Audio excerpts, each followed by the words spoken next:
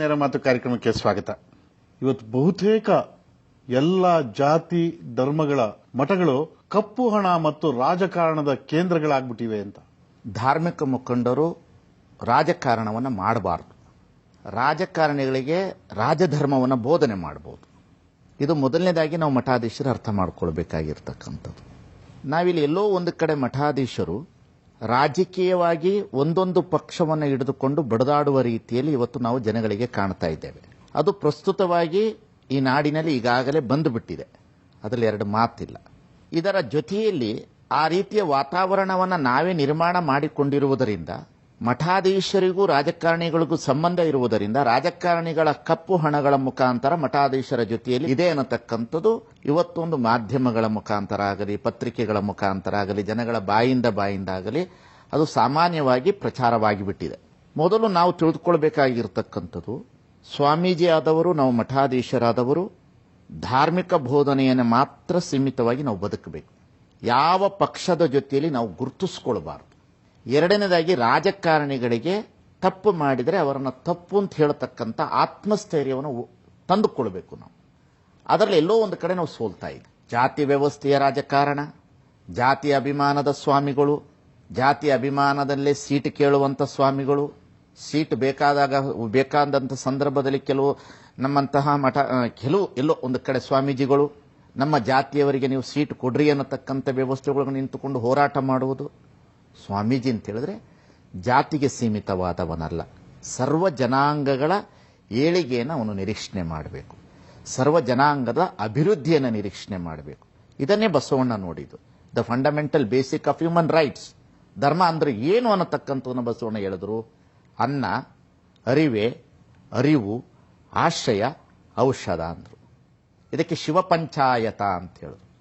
ಮನುಷ್ಯನಿಗೆ ಮೂಲಭೂತವಾಗಿ ಏನು ಬೇಕು? ಅನ್ನ ಬೇಕು, ಅವನಿಗೆ ಬದುಕಲಿಕ್ಕೆ ಅರಿವು ಬೇಕು, ಇರಲಿಕ್ಕೆ ಒಂದು ಮನೆ ಬೇಕು, ರೋಗ ರುಜಿನ ಬಂದ್ರೆ ಔಷಧಿ ಬೇಕು. ಇದು ಯಾವುದೇ ಧರ್ಮಕ್ಕೆ ಸಂಬಂಧಪಟ್ಟಿರ್ತಕ್ಕಂಥದ್ದಲ್ಲ. ಬೇಸಿಕ್ ನೀಡ್ಸ್ ಇದು. ಬೇಸಿಕ್ ನೀಡ್ಸ್ ಇದು. ಇದು ಬೇಕಾದರೆ ಅವನಿಗೆ ಅರ್ಥ ಬೇಕು, ಹಣ ಬೇಕು. ಹಣ ಬೇಕು ಅಂತಂದ್ರೆ ಸತ್ಯಶುದ್ಧವಾದ ಕಾಯಕ ಬೇಕು. ಆ ಸತ್ಯಶುದ್ಧ ಕಾಯಕ ಮಾಡಿದ್ರೆ ಎತ್ತ ನೋಡಿದಡತ್ತ ಲಕ್ಷ್ಮೀ ತಾನಾಗಿರ್ಪಡು ಅನ್ನತಕ್ಕಂಥ ಮಾತನ್ನು ಶರಣರು ಹೇಳಿದ್ದಾರೆ. ಹಾಗಾಗಿ ನಾವಿಲ್ಲಿ ಎಲ್ಲೋ ಒಂದು ಕಡೆ ಸ್ವಾಮಿಗಳಾದವರು ನಾವು ರಾಜಕಾರಣದಿಂದ ಇವತ್ತಿನ ಮಠಾಧೀಶರು ನಾವುಗಳು ಮುಕ್ತವಾಗಬೇಕು. ಬಂದವರನ್ನ ಗೌರವಿಸುವುದು, ಆಶೀರ್ವದಿಸುವುದು ನಮ್ಮ ಕರ್ತವ್ಯ. ಯಾಕಂದ್ರೆ ಆವನಾದಡೇನು ಮಹಾದೇವನೆಂಬುವನ ಬಾಯ ತುಂಬಲ ಮೇವೆ ಅಂತ ಹೇಳ್ತಾರೆ ಬಸವಣ್ಣ. ಆವ ಕಾಯಕದವನಾಗಲಿ, ಅವನು ಬಂದವನ ನನ್ನ ಜಾತಿ ಕೇಳೋದಿಲ್ಲ, ಅವನನ್ನು ಗೌರವಿಸುವುದು ನನ್ನ ಕರ್ತವ್ಯ. ಅವ ರಾಜಕಾರಣಿಯಾಗಿ ಅವನ ಕೆಲಸದಲ್ಲಿ ಇರಬಹುದು, ಮಠಕ್ಕೆ ಬಂದಾಗ ಅವನ ಭಕ್ತನಾಗಿ ಸ್ವೀಕರಿಸಿದಾಗಿ ನಾವು ಗೌರವಿಸುತ್ತೇವೆ. ಆದರೆ ರಾಜಕಾರಣಿಗಳು ಸಹ ಬಹಳ ಎಚ್ಚರಿಕೆಯಿಂದ ಮಠಾಧೀಶರನ್ನು ಬಳಸಬೇಕು. ರಾಜಕಾರಣಿಗಳಿಗೂ ಮಠಗಳಿಗೂ ಧಾರ್ಮಿಕ ಗುರುಗಳಿಗೂ ಒಂದು ಅಂತರನ್ನ ಕಾಪಾಡಿಕೊಳ್ಳದೆ ಹೋದ್ರೆ ಅನಾಹುತ ತಪ್ಪಿದ್ದಲ್ಲ ಅನ್ನೋದನ್ನ ತಾವು ಒಪ್ತೀರಾ? ಬಹಳ ಮುಖ್ಯವಾಗಿ ಕಾಯಿಲೆ ಬೇಕಾಗ್ತದೆ. ಯಾಕೆಂತ ಹೇಳಿದ್ರಕ್ಕೆ ಉದಾಹರಣೆ ಧಾರವಾಡದ ಮುತ್ತುಂಜಯ ಮಹಾಸ್ವಾಮಿಗಳು ಅವರ ಮಠಕ್ಕೆ ಅವತ್ತಿನ ಅವರ ದಿನಮಾನ ಕಾಲಕ್ಕೆ ಬಾಬುರಾಜೇಂದ್ರ ಪ್ರಸಾದ್ ರಾಷ್ಟ್ರಪತಿಯವರು ಧಾರವಾಡಕ್ಕೆ ಬಂದಿದ್ರು. ಅವರು ಒಂದು ಟೈಮ್ ಕೊಟ್ಟು ಧಾರವಾಡದ ಮಠಕ್ಕೆ ಬರ್ತೀವಿ ಅಂತ ಹೇಳಿದ್ರು. ಅವರು ಬರುವಂತ ಸಂದರ್ಭದಲ್ಲಿ ಅವರು ಸ್ವಲ್ಪ ಲೇಟ್ ಆಗಿತ್ತು. ಆದರೆ ಅಪ್ಪುಗಳು ಅವ್ರನ್ನ ಕಾಯಲಿಲ್ಲ. ಅವರು ಭಕ್ತರಿಗೆ ಕೊಟ್ಟಿರುವ ಸಮಯಕ್ಕೆ ಅವರು ಮಠವನ್ನು ಬಿಟ್ಟು ಅವರ ಕಾಯಕಕ್ಕೆ ಅವರು ಹೋದ್ರು. ಇಲ್ಲಿ ಸಮಯ ಪ್ರಜ್ಞೆ, ಕರ್ತವ್ಯ ಪ್ರಜ್ಞೆ ಅಂತದೊಂದು ದೇಶಕ್ತಿ ಇಟ್ಕೊಳ್ಬೇಕು ನಾವು. ಈ ಭೌತಿಕವಾದಂತಹ ಬೆಳವಣಿಗೆ ಆಸೆಯ ಒಳಗಡೆ ನಮ್ಮನ್ನು ನಾವು ಕಳೆದುಕೊಂಡು ಪುನಃ ನಾವು ಧರ್ಮವನ್ನು ಹುಡುಕುವ ಪ್ರಯತ್ನದಲ್ಲಿ ನಿಂತುಕೊಂಡಿದ್ದೇವೆ ಅಷ್ಟೇ. ಹಿಸ್ಟ್ರಿ ಓದ್ಬಿಟ್ಟು ಮ್ಯಾಥಮೆಟಿಕ್ಸ್ ಹೇಳುವ ಕೆಲಸಕ್ಕೆ ನಿಂತುಕೊಂಡಿದ್ದೇವೆ. ಹೇಳಬಾರ್ದು ಅಂತಲ್ಲ, ಆದ್ರೆ ಓದಿರ್ತಕ್ಕಂಥ ಸಬ್ಜೆಕ್ಟ್ ಹಿಸ್ಟ್ರಿ. ನಾನು ಪಾಂಡಿತ್ಯ ಆ ಪಾಂಡಿತ್ಯಕ್ಕೆ ಸರಿಯಾದಂಥ ಬೆಲೆಯನ್ನು ಕೊಟ್ಕೊಂಡು ಹೋಗಬೇಕು. ನಾವು ಅಂತರವನ್ನು ಕಾಯಲೇಬೇಕು. ಮಠಾಧೀಶರು, ರಾಜಕಾರಣದಿಂದ ಮಠಾಧೀಶರು ನಾವು ದೂರ ಸರಿಬೇಕು.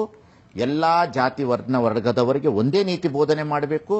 ಯಾವ ಪಕ್ಷದವರು ನಿಲ್ಲೋದು ಅದು ಅವರವರ ವ್ಯವಸ್ಥೆ, ಅದು ಪ್ರಜಾಪ್ರಭುತ್ವದಲ್ಲಿ ಅವರನ್ನು ಗೌರವಿಸಬೇಕು. ಅವರು ತಪ್ಪು ತಿದ್ದರೆ ಅವರಿಗೆ ತಿದ್ದಿ ಹೇಳುವಂತ ಶಕ್ತಿಯನ್ನು ಮಠಾಧೀಶರು ಹೊಂದಿಕೊಳ್ಳಲೇಬೇಕು. ಸ್ವಾಮೀಜಿ, ಇವತ್ತೇನಾಗ್ಬಿಟ್ಟಿದೆ, ಎಲ್ಲ ರಾಜಕೀಯ ನಾಯಕರು ಬಹುತೇಕರು 12ನೇ ಶತಮಾನದ ಸಮಾನತೆಯ ಹರಿಕಾರ ಬಸವಣ್ಣನ ಅನುಯಾಯಿಗಳು ನಾವು ಅಂತ ಎದೆ ತಟ್ಟಿ ಹೇಳ್ತಾರೆ. ಆದ್ರೆ ಬಸವಣ್ಣನವರನ್ನ ಜಯಂತಿಗೆ ಸೀಮಿತ ಮಾಡಿಬಿಟ್ಟಿದ್ದಾರೆ. ಇಂತಹ ನಾಯಕರುಗಳ ಬಗ್ಗೆ ತಾವೇನು ಹೇಳ್ತೀರಿ? ಒಂದು ಏನಾಗಿದ್ದಾರೆ, ಬಸವಣ್ಣನವರನ್ನ ಧಾರ್ಮಿಕ ಮುಖಂಡರು ನಾವುಗಳು ಪ್ರಚಾರಕ್ಕಾಗಿ ಬಳಸಿಕೊಂಡಿದ್ದೇವೆ. ರಾಜಕಾರಣಿಗಳು ಅವರ ರಾಜಕಾರಣದ ಸಮಾನತೆಗಾಗಿ ಬಳಸಿಕೊಂಡಿದ್ದಾರೆ. ಆ ಸಮಾನತೆಯ ಶಬ್ದ ತೆಗೆದುಕೊಂಡು ರಾಜಕಾರಣ ಮಾಡುತ್ತಾರೆ. ಬುದ್ಧನ ಕರುಣೆಯನ್ನು ತೆಗೆದುಕೊಂಡು ಮಾತನಾಡ್ತಾರೆ. ಅದಕ್ಕೆ ಬಸವಣ್ಣನವರು ಒಂದು ಮಾತನ್ನು ಹೇಳ್ತಾರೆ, ಒಲೆ ಹತ್ತಿ ಉರಿದರೆ ನಿಲ್ಲಬಹುದಲ್ಲದೆ ದರೆ ಹತ್ತಿ ಉರಿದರೆ ನಿಲ್ಲಬಾರದು. ಏರಿ ನೀರುಂಬೊಡೆ, ಬೇಲಿ ಕೈಯ ಮೇವೊಡೆ, ನಾರಿ ತನ್ನ ಮನೆಯಲ್ಲಿ ಕಳುವಡೆ, ತಾಯಿಯ ಮೊಲೆ ಹಾಲು ನಂಜಾಗಿ ಕೊಲುವಡೆ, ಈ ನಾರಿಗೆ ದೂರಲಿ ಕೂಡಲ ಸಂಗಮ ದೇವ ಅಂತ ನೊಂದುಕೊಳ್ತಾರೆ ಬಸವಣ್ಣವರು. ಎಲ್ಲೋಗೋದು ಇನ್ನೆಲ್ಲೋಗೋದು? ಇನ್ನು ಎಲ್ಲಿಗೆ ಹೋಗ್ಲಿಕ್ಕೆ ಸಾಧ್ಯತೆ ಇದೆ ಹೇಳಿ? ಬೇಲಿನೇ ಹೋಗಿ ಹೊಲ ಮೇಯ್ದು ಬಿಟ್ರೆ, ಮಗು ತಾಯಿಯನ್ನ ನಂಬಿದೆ, ತಾಯಿಯನ್ನ ನಂಬಿರ್ತಕ್ಕಂಥ ಮಗುವಿಗೆ ಮೊಲೆ ಹಾಲು ವಿಷ ನಂಜಾದ್ರೆ ಮಗು ಹೇಗೆ ಬದುಕ್ತದೆ? ಸಮಾಜ ಅನ್ನೋದು ಮಗು. ಒಂದೊಂದು ಮಠ ಮತ್ತೆ ಒಬ್ಬೊಬ್ರು ಸ್ವಾಮೀಜಿಗಳು ತಮ್ಮ ಅನುಕೂಲಗಳಿಗೆ ತಕ್ಕಂತೆ ಒಂದೊಂದು ಪಕ್ಷ ಮತ್ತೆ ನಾಯಕರನ್ನ ಪೋಷಿಸಿ ಬೆಳೆಸುವ ಕೆಲಸದಲ್ಲಿ ನಿರತರಾಗ್ಬಿಟ್ಟಿದ್ದಾರೆ ಅಂತ. ಒಂದು ತಿಳಿದುಕೊಳ್ಳಿ, ಕಾಕಿ ರಕ್ಷಣೆಯ ಸಂಕೇತ, ಅದು ಭಕ್ಷಣೆಯ ಕುರುವಾಗಿ ಪರಿವರ್ತನೆ ಹೊಂದಿತ್ತು. ಖಾದಿ ಸೇವೆಯ ಸಂಕೇತ, ಅದು ಸೇವನೆಯ ಕುರುವಾಗಿ ಪರಿವರ್ತನೆ ಹೊಂದಿತ್ತು. ಕಾವಿ ತ್ಯಾಗದ ಸಂಕೇತ, ಅದು ಭೋಗದ ವ್ಯವಸ್ಥೆಗೆ ನಿಂತುಕೊಳ್ಳುವ ಪರಿಸ್ಥಿತಿಯಲ್ಲಿ ಸಮಾಜಕ್ಕೆ ಬಂದು ನಿಂತುಕೊಂಡಿತು. ಇದನ್ನು ಮೀರಿ ಸಮಾಜ ಕಟ್ಟುವ ಜವಾಬ್ದಾರಿಯ ಹೊಣೆಗಾರಿಕೆ ನಮ್ಮಲ್ಲಿ ಬರಬೇಕು. ರಾಜಕಾರಣಿಗಳಿಗೆ ಸರಿಯಾಗಿ ಬೋಧನೆ ಮಾಡಬೇಕು. ನಾವು ರಾಜಕಾರಣದಿಂದ ದೂರ ಸರಿಬೇಕು. ಈಗ ನಮ್ಮ ಮಟ್ಟಕ್ಕೆ ರಾಜಕಾರಣಿ ಬರುವುದಿಲ್ಲ ಅಂತಲ್ಲ, ಎಲ್ಲ ಪಕ್ಷದವರು ಬರ್ತಾರೆ. ನಾನು ಎಲ್ಲರ ಜೊತೆಯಲ್ಲಿ ಸಂಬಂಧ ಇಟ್ಕೊಂಡಿಲ್ಲ ಅಂತಲ್ಲ, ನಾನು ಎಲ್ಲರ ಜೊತೆಯಲ್ಲಿ ಸಂಬಂಧ ಇಟ್ಕೊಂಡಿದ್ದೇನೆ. ಇಟ್ಕೋಬಾರ್ದು ಅಂತಾನೂ ಇಲ್ಲ, ನಾವು ಇಟ್ಕೊಂಡಿದ್ದೇವೆ. ಆದರೆ ಅವರ ಜೊತೆಯಲ್ಲಿ ವ್ಯವಹಾರವಿಲ್ಲ. ಸಂಬಂಧ ಬೇರೆ ವ್ಯವಹಾರ ಬೇರೆ. ಏನಿ ಬಂದಿರಿ ಹದೊಳವಿದ್ದಿರಿ ನಿಮ್ಮ ಎಂದರೆ ನಿಮ್ಮ ಮೈಸಿರಿ ಹಾರಿ ಹೋಗುವುದೇ ಅಂತ ಏನು ಬಸವಣ್ಣ ಕೇಳ್ತಾನೆ. ಬಂದವರನ್ನ ಕೇಳುವುದು ನಮ್ಮ ಧರ್ಮ. ಆದರೆ ಅವರ ವ್ಯವಹಾರವನ್ನು ನಮ್ಮ ಮನೆಯೊಳಗಡೆ ತೆಗೆದುಕೊಳ್ಳೋದು ಮಹಾ ಅಪರಾಧ. ಈ ವ್ಯವಹಾರವನ್ನು ನಾವು ಧಾರ್ಮಿಕ ಮುಖಂಡರು, ರಾಜಕಾರಣದ ವ್ಯವಹಾರವನ್ನು ನಾವೇ ಜವಾಬ್ದಾರಿ ತೆಗೆದುಕೊಳ್ತಿರ್ತಕ್ಕಂಥದ್ದು ಎಲ್ಲೋ ಒಂದು ಕಡೆ ಸಮಾಜದೊಳಗಡೆ ಧಾರ್ಮಿಕ ಮುಖಂಡರಿಗೆ ಸೋಲೂ ಆಗ್ತಾ ಇದೆ. ಸಮಾಜ ನಮ್ಮನ್ನು ನೋಡುವಾಗ ಕೀಳು ಮನೋಭಾವ, ನೋಡುವ ದೃಷ್ಟಿ ಕೂಡ ಬದಲಾಗ್ತಾ ಇದೆ. ಸ್ವಾಮೀಜಿ, ಬಹಳ ಅತ್ಯಂತ ಪ್ರಸ್ತುತವಾದ ಮಾತುಗಳನ್ನಾಡಿದಿರಿ. ನಮ್ಮ ಚರ್ಚೆಯನ್ನು ಒಂದು ವಿರಾಮದ ನಂತರ ಮುಂದುವರಿಸೋಣ. ಈಗ ಒಂದು ಬ್ರೇಕ್.